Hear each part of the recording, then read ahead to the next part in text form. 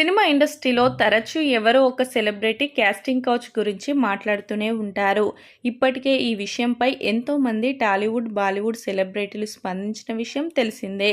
కొంతమంది మీడియా ముందు పేర్లతో సహా చెప్పగా, మరికొంతమంది పేర్లు చెప్పకుండా వారు ఎదుర్కొంటున్న బాధల గురించి మాత్రమే తెలిపారు.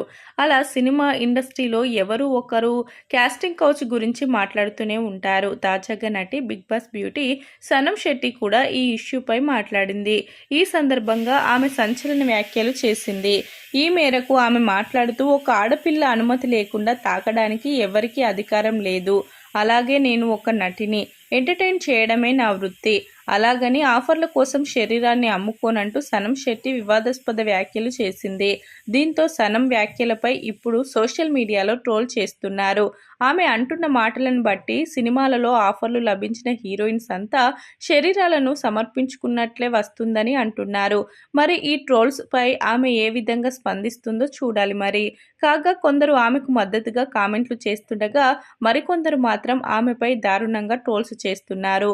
ఇకపోతే సనం శెట్టి విషయానికి వస్తే, ఆమె తెలుగు, తమిళ భాషా సినిమాలలో నటించిన విషయం తెలిసిందే. 2012లో తమిళంలో వచ్చిన అంబులు అనే సినిమాతో హీరోయిన్గా పరిచయమైంది. మిస్ సౌత్ ఇండియా సనం శెట్టి ఆ తర్వాత తమిళంలో 25 సినిమాల వరకు చేసింది. కానీ కెరియర్ పరంగా పెద్దగా కలిసి వచ్చిందేమీ లేదు.